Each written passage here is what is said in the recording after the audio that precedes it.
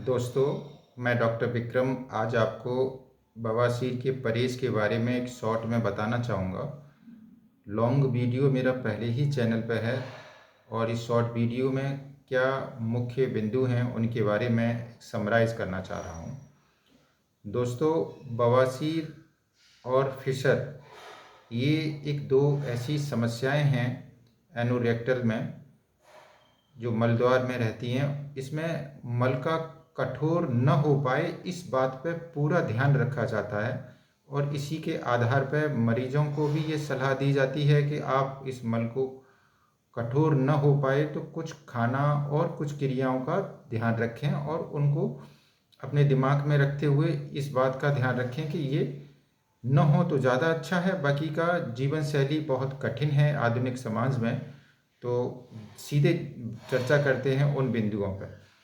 दोस्तों, सबसे ज़्यादा जो बड़ा बिंदु है जो इस समय आधुनिक समाज में मल की कठोरता और अग्निमांद हमारी जो शक्ति है, पाचन शक्ति, इसको जो खराब कर रहा है वो है हमारा जीवन शैली और उसमें मानसिक तनाव। जो मैंने देखा है कि लगातार केस बढ़ते चले जा रहे हैं, लोगों की एजुकेशन बढ़ती चली जा रही है, लेकिन जो तनाव का स्तर है वो भी लोगों पर बढ़ता चला जा रहा है। और मैं इस वजह से इसका संबंध मानता हूँ कि कुछ वर्ल्ड में, पूरे विश्व में भी जो रिसर्च हैं वो भी इसको सिद्ध कर रही हैं और बीमारी भी लगातार बढ़ रही है। और उन सारी चीज़ों में ये बहुत महत्वपूर्ण हो जाता है जब लोगों के पास पैसा भी है और खाने का स्तर अच्छा है, फिर भी ये बीमारियां बढ़ रही हैं। दोस्तों, इस तनाव को बहुत कम करना है। उसका संबंध हमारे पूरे डेफिकेशन के प्रोसेस में, यानी कि मल को हम बाहर निकालते हैं, और हमारा स्टूल फॉर्मेशन, जो हमारा मल खाने से करीब 6-7 घंटे बाद जो फाइनल प्रोडक्ट के रूप में बनता है, उसमें ये तनाव का दोनों रोल है। और हमारा ये भी सिद्ध हो चुका है कि मानसिक तनाव से न केवल गैस, तेजाब, अम्ल, पित्त बढ़ते हैं, बल्कि पूरी हमारी प्रक्रिया भी विषम अग्नि में जाती है, जो हमारा हीमरॉइड्स यानी कि बवासीर और अर्श और ऐसे ही परिकृतिका, फिशर, इनको हमें पैदा करती है। तो दोस्तों, सबसे पहले कोशिश करें कि पूरे जीवन शैली और पूरे जो दिनचर्या है 24 आवर्स की, उसमें कहीं ना कहीं दिमाग को शांत रखें। और ख़ासकर उस समय ज़रूर शांत रखें जब हम मरीज़ मल त्याग करने जा रहा है। उस समय जितनी भी डेली एक्टिविटीज़ हैं सोचने विचारने वाली, स्टूडेंट सोचें कि मैं इस टाइम का यूज करूं, पढ़ाई में यूज कर लूं। ऐसे ही जो हमारी गृहिणी हैं वो, उनका आम ये रहता है कि अभी बच्चा तैयार करने हैं, फिर खाना तैयार करना है। ऐसा जो दिमाग में बातें हैं वो कतई नहीं रखें, क्योंकि पढ़े लिखे समाज में यहीं पे गलती होती है। जब हम मल त्याग करने जाते हैं तो उसी समय बहुत सारे ख्याल आते हैं और उन्हीं ख्यालों को विराम दें, गहरी सांस लें और जो हमारा प्राकृतिक रूप से मल त्याग की जो क्रिया है उसको होने दें। और उसमें बहुत रिफ्लेक्स एक्शन है, कई स्टेप में पूरी होती है, तो उस क्रिया को होने दें। और खासकर मल त्याग करने तब जाएं जब बहुत बड़ी इच्छा हो, बगैर इच्छा के नहीं जाएं। जैसे कुछ लोग सोचते हैं कि हम आज बहुत जल्दी तैयार होना है, अभी हम फ्रेश होने से एक काम निपटा लें, ऐसा समझ कतई नहीं। फ्रेश होने की इच्छा जब हो तभी जाएं, चाहे ऑफिस में हो चाहे कहीं पर भी हो, उसको नेचुरल फॉर्म में होने दें और दिमाग को ऐसे शांत रखें कि चलो आज आ जाएगी, कल आ जाएगी, नहीं तो परसों तक आ ही जाएगी, कोई बड़ी दिक्कत नहीं है। लेकिन ज़बरदस्ती नहीं करें, क्योंकि ज़बरदस्ती करने से हमारा एक इंटरनल प्रेशर, इंटरनल हीमरॉइड, जो ब्लड वेसल्स हैं, जो हमारे वास्कुलर साइनोसाइड्स हैं, उस पर एक निर्धारित प्रेशर दबाव बनता है और जो हमारा बवासीर को कारण बनता है, जिससे हमारे मत से बाहर निकलते हैं। कुल मिला के आम भाषा में कहें, लटकने में हमारा सहयोग करते हैं। ज़्यादा देर तक मल त्याग करते समय अगर बैठे रहें तो हमारे मल द्वार के आसपास की स्किन, यानी कि जो मल द्वार गोल होता है उसके आसपास का जो कवर है वो भी लटक जाता है। और बहुत सारे लोग उस लटकती हुई चीज़, यानी कि आउट ग्रोथ को, स्किन टैक्स को, स्किन अपेंडेज को भी बवासीर मान लेते हैं। पहले तो ये निर्धारित कर, इसीलिए ये कहा गया है कि आप मल त्याग करते समय सबसे बड़ा परहेज है, खाने से भी ज़्यादा परहेज है, कम समय में हो, बहुत इच्छा हो तभी हो, और मन को शांत रखें और हमारा जो पूरे दिन का जो तनाव है उसके भी प्रभाव पड़ता है। तो तनाव से दूर करने के लिए भी जितने भी साधन हैं, चाहे हमारा प्राणायाम है, योग है, जो हमारे बहुत जो पूर्वज हैं उनको बताई हुई एक पद्धति है, दोस्तों के साथ बातें हैं या कहीं पर भी हैं, अपने दिमाग को शांत ज़रूर कर लें और उसको रिलैक्स होने दें। दूसरा जो परहेज़ आता है दोस्तों, वो खाने का परहेज़ आता है। खाने में बहुत सारी रिसर्च हैं जिन्होंने अपनी अपनी बात रखी है, लेकिन इन रिसर्च का सार ये है कि आप अगर अपने खाने में कुछ ऐसे भोजन को रखेंगे जो फाइबर अमाउंट ज़्यादा हो, मतलब ऐसा भोजन जिसमें बहुत सारी ऊर्जा कम हो लेकिन बचा हुआ अवशिष्ट कचरा जिसे आप कह सकते हैं वो ज़्यादा मात्रा में हो, जो मल को हमारे को सामान्य रखता है। आँत को वो भोजन बहुत पसंद है, वो भोजन बहुत फ्रेंडली लगता है जिसमें फाइबर ज़्यादा रहते हैं। फाइबर मिलते कहाँ से हैं? फाइबर दोस्तों सबसे अच्छा फाइबर का स्रोत है जो हम लोग भोजन में रखते हैं, वो सलाद है। सलाद की मात्रा अपने जेब खर्चे के हिसाब से रखें। सलाद कितनी मात्रा में लेना है? पूरा फाइबर अमाउंट आधी किलो की मात्रा में लेना है। ऐसे ही सलाद की मात्रा। और दूसरा फाइबर का जो मुख्य स्रोत है वो है हमारा हरी सब्जियां। और तीसरा जो फाइबर अमाउंट यानी कि भोजन जो हमें फ्रेंडली भोजन है आँत को, उसका स्रोत है हमारे फल। दोस्तों हमारे देश में सारे लोगों का जीवन स्तर में जो इकोनॉमी है, पैसे हैं, जेब है, वो एक जैसी नहीं है। तो इन तीनों में से आप अपना निर्धारित कर लें कि कम खर्चे में कैसे हम आधी किलो से ज़्यादा मात्रा फाइबर की हमारी पूरे 24 घंटे में खाने में बनी रहे। ऐसा हो सकता है कि बीच वाला जो खाना है ऑफिस टाइम में या फिर स्कूल टाइम में या कहीं पर भी हम लोग बिजी रहें, तो फाइबर की जो मात्रा है सुबह या शाम के भोजन में ज़्यादा रखें।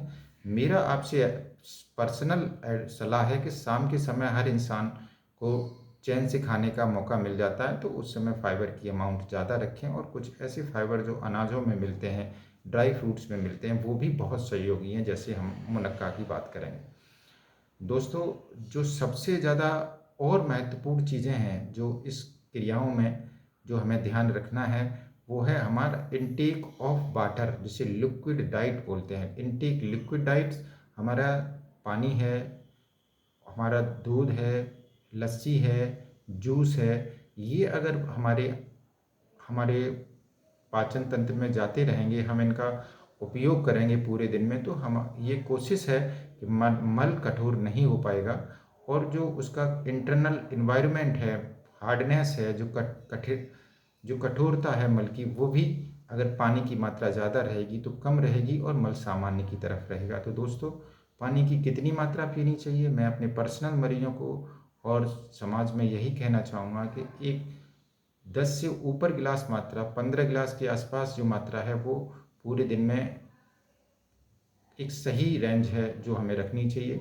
आप जहाँ पे यूरिन फ्रीक्वेंट जा नहीं सकते हैं, बार बार नहीं जा सकते हैं, तो ये मात्रा उस समय पूरी कर लें जहाँ पे घर पे हैं, आसानी से पूरी की जा सकती है। और ऐसा और अच्छा है कि आप मल त्याग करने से पहले ही पानी की मात्रा ले लें, तो ये एक गैस्ट्रोकोलिक रिफ्लेक्स, यानी कि जैसे ही हम पानी अंदर लेते हैं तो जो पानी है हमारा पेट में जाता है, तो हमारा मल को बाहर निकलने में भी मदद करता है। ये रखें। जिन लोगों के पास पैसे में कोई दिक्कत है तो वो जूस न लेते हुए पानी से ही ज़्यादा कवर करें। गांव के ग्रामीण अंचल के लोग हैं वो दूध की मात्रा बहुत अच्छा मात्रा है, इसको अगर मुनक्का और गुड़ के साथ लें तो और पेट साफ रहता है। ऐसे ही हमारा जो मट्ठा अगर जहाँ पे उपलब्ध हैं तो वो लोग इस मट्ठे का भी सेवन कर सकते हैं। कुछ दीपन पाचन औषधियाँ, जैसे कि कुछ लोग अपने घर पे ही हींग, काला नमक और इन मसालों का उपयोग करते मट्ठों का लिए, ये बहुत बेस्ट रेमेडी है आयुर्वेद के हिसाब से हमारे मल को स्वस्थ रखने के लिए। दोस्तों ये सारी चीज़ें मैं इस वजह से बता रहा हूँ कि आप दवा लेते ही हैं या दवा लेना नहीं चाह रहे हैं। ऐसे कई बार ये बातें मेरे सामने आती हैं कि मरीज़ कम उम्र का है, 20 का है, 25 का है, 30 का है, स्टूडेंट्स हैं, उन्हें कब तक पेट साफ की मेडिसिन देते रहेंगे। तो कोशिश यही है कि आप वो अपनी पर्सनल डाइट बनाएं। पर्सनल डाइट में कैसे फाइबर को कितने अमाउंट में रखना है उनकी डेली एक्टिविटीज़ के हिसाब से रखें। और अपना पानी की मात्रा कैसे ऊपर नीचे रखनी है ये रखें। और सबसे बड़ा जो गंभीर विषय है वो ये है कि ऐसे कौन से भोजन हैं जिनसे बचना चाहिए। वो सारे भोजन जो कब्ज को पैदा करते हैं, उन भोजनों से सामान्यतः आप बचे रहें। कब्ज को पैदा करने वाले भोजन लगभग लगभग जो बादी भोजन के नाम से जाने जाते हैं, हर समाज में निर्धारित हैं। जैसे अधिकतर जो यहाँ पे जहाँ मैं प्रैक्टिस करता हूँ वहाँ पर लोगों को मालूम है पहले से ही कि कटहल है, फली है, उड़द की दाल है, बैंगन है, ये सब बादी भोजन होते हैं।